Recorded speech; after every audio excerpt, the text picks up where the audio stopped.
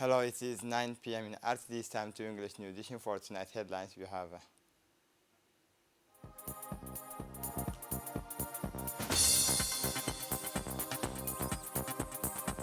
Djibouti in the era of online payment with a historic inauguration.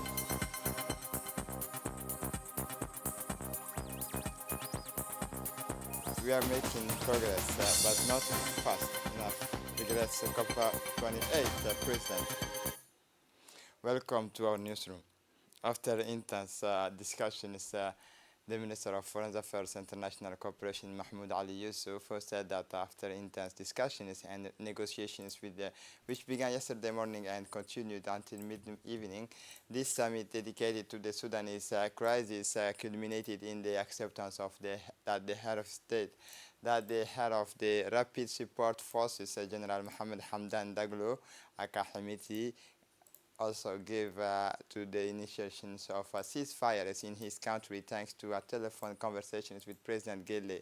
In addition to the ceasefire agreement, the two protagonists in the Sudanese crisis also agreed in principle to meet within the 15 days to pave the way for a series of confidence-building measures between the two parties, leading to the launch of a political process under the aegis of the rotating presidency of Djibouti's head of state. IGAD has thus achieved the feat of mediations accepted by all the protagonists in the Sudanese crisis. It undoubtedly owes this success to the methodological approach of President Gelle, who derived the arbitrations carried out from a rigorous process of listening, analyzing, and merging all Sudanese political sensitivities and the distinct peace initiatives conducted around the Sudanese issue. Following 41st IGAD Extraordinary Summit, which opened today at the Campus Q Hotel. Ethiopian Prime Minister Dr. Abiy Ahmed Ali, President of the Sudanese Sovereign Transitional Council Abdel Fattah al-Burhan, Kenyan President William Ruto, African Union Commission President Moussa Faki, and United Arab Emirates Ministers of State for Foreign Affairs Sheikh Shabuh al-Nahyan returned to their respective countries this evening. The summit, which is taking place against the backdrop of rapidly deteriorating situations in Sudan, aims to find concrete solutions. Discussions will focus on the security and humanitarian situations in the countries where fighting has exacerbated the deteriorations of strategic installations of living conditions. The leader present, including representatives from Sudan, Djibouti, Uganda, Kenya, Ethiopia, and Somalia, are exploring ways of supporting the Jeddah platform's process and adopting a plan combining IGAD's proposal.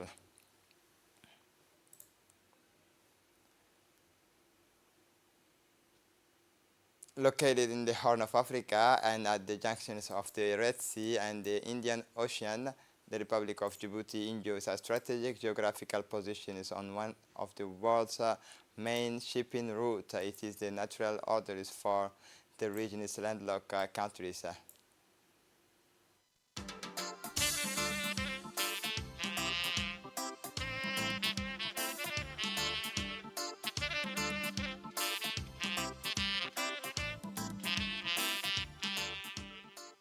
Welcome to the beautiful land of Djibouti, a country known for its rich cultural, breathtaking landscapes and impressive infrastructures.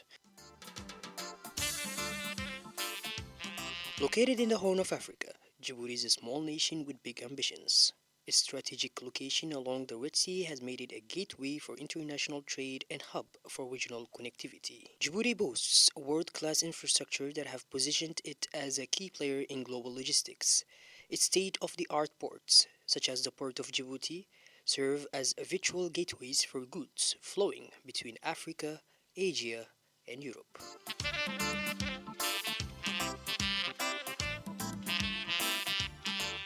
The country has invested significantly in its transportation networks, including modern highways, railways, and an expanding air transportation system.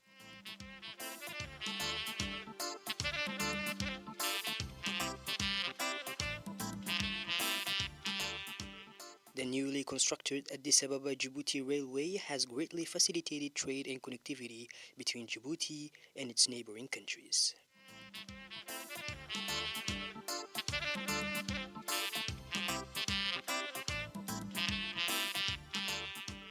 Djibouti's capital city, also named Djibouti, showcases the country's impressive urban development. It is home to modern skyscrapers, bustling markets, and a vibrant cultural scene.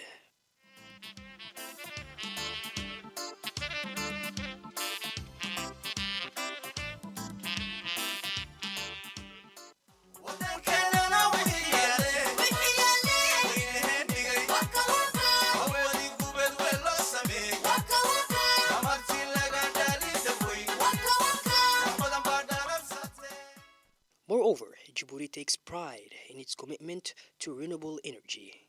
The country has embraced solar power, harnessing its abundant sunlight to provide clean and sustainable energy for its people. But it's not just about the infrastructures. Djibouti is a country brimming with natural wonders. From the otherworldly landscapes of Lac Assal, the lowest point in Africa, to the breathtaking beaches along the coastline, Djibouti offers a unique and unforgettable experience for nature lovers.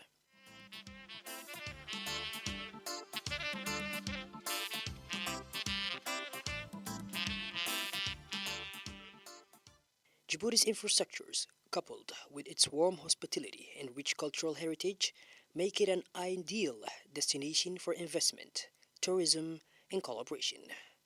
The future looks bright for Djibouti as it continues to grow and prosper on the global stage.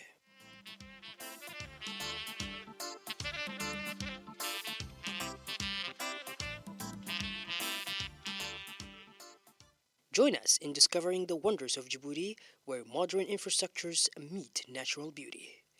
Djibouti, the land of opportunities and endless possibilities.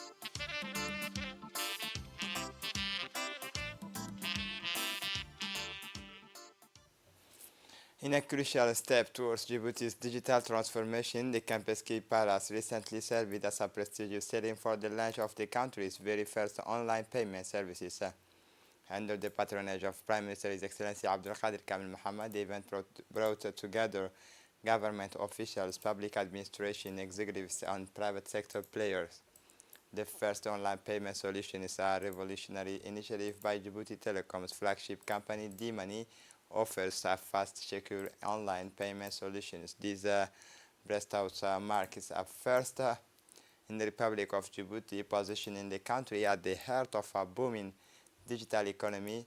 Much more than a simple payment system, this platform is Djibouti's spearhead in the quest for a flourishing digital economy.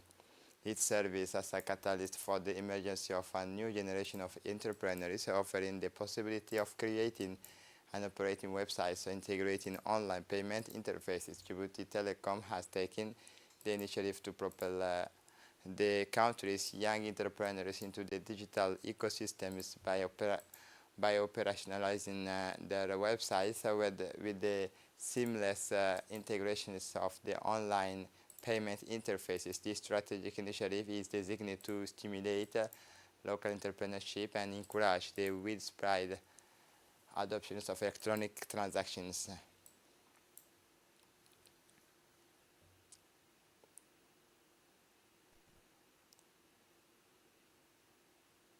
For his part, the Minister of Communication in charge of Post Telecommunication, Radwan Abdullahi Bahdoun, said that the Djibouti Telecom has taken the initiative to propel the country's young entrepreneurs into the digital ecosystems by operationalizing the websites with the seamless integration of the online payment interfaces. This strategic initiative is designed to stimulate local entrepreneurship and encourage the widespread adoption of electronic transactions.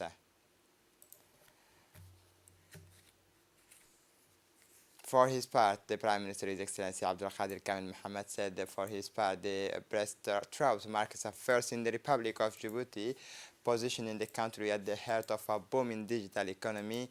which more than a simple payment system. This platform is Djibouti's spearheads in the quest for a flourishing digital economy. It serves as a catalyst for the emergence of a new generation of entrepreneurs offering the possibility of creating and operating websites integrating online payment interfaces. Djibouti Telecom played much markers on the sidelines of the event, signing agreement with a host of partners, all embarked partners adventures of digital transformation among the signatories of the public on the public institution side where Arulos, CNSS, General Manager Madam Dera Ahmed Roble at the heart Menfob, Health, Youth and Culture, the mysterious DPCS on the business side, the Bank of Africa, also through its lot of in the with the signatory marking it is allegiance to the digital transformation.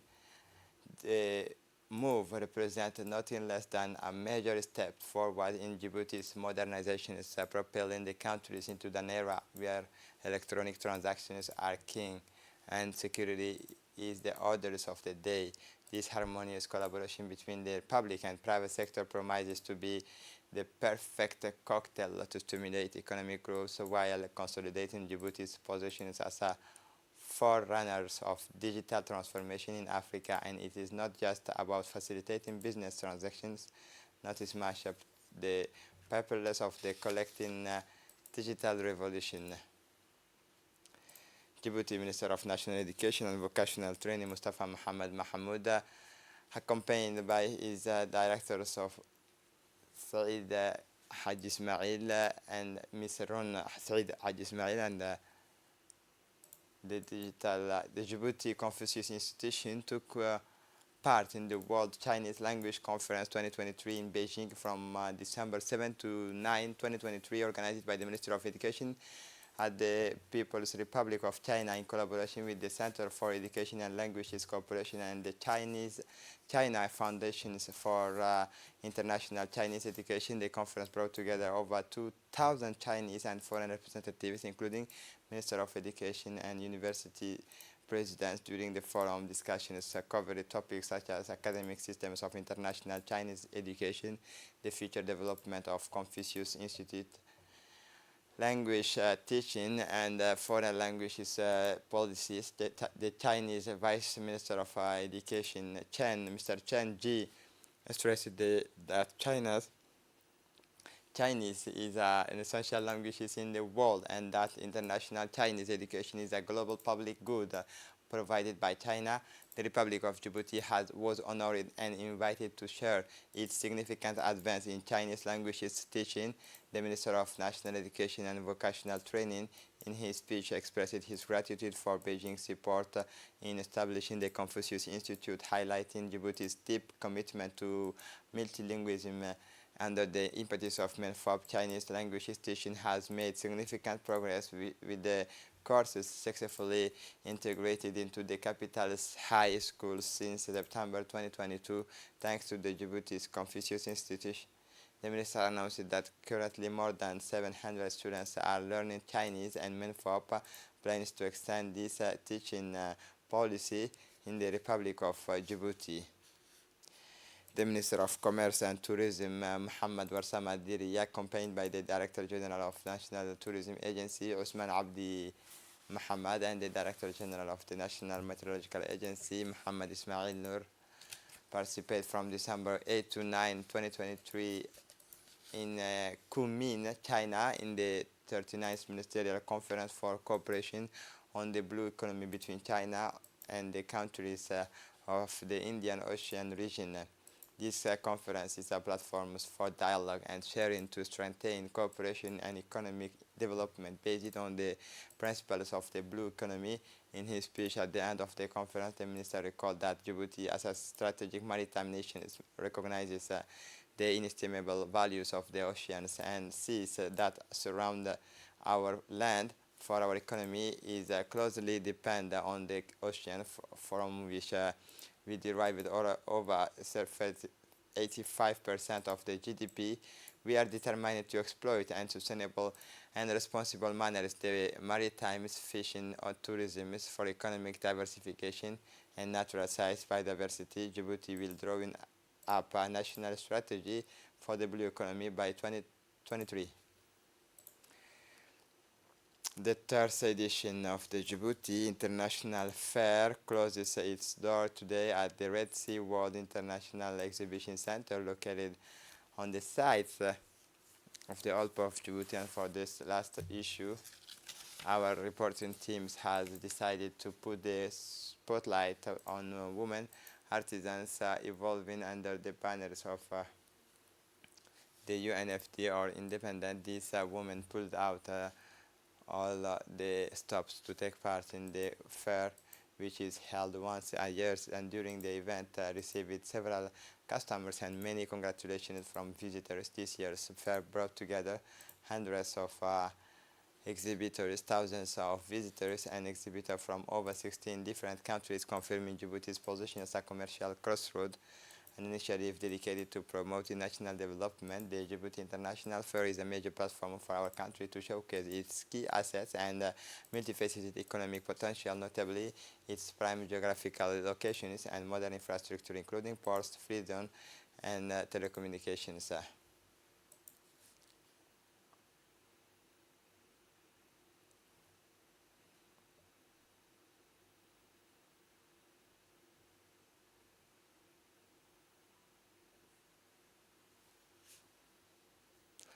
Awareness raising workshop for young people in the CDC in collaboration with the UNDP as part of the International Volunteer Week.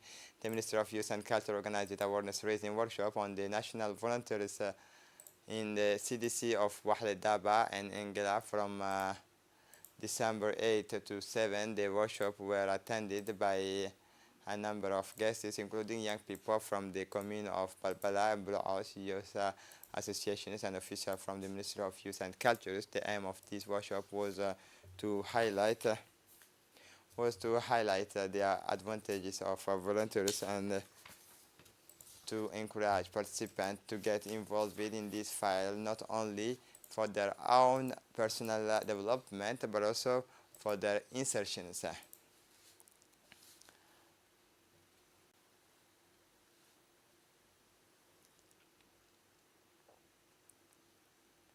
For the international scene, the closing of the COP28 in Dubai, the president of the COP28 said that we are made progress, but it is not fast and enough. The president of the COP28, Sultan Al Jaber, regretted the progress, insufficient progress. The climate experts has put in place in the world. He said that these miners and blocked in more than 400 of their colleagues underground gold mines and Fridays backdrops of tensions.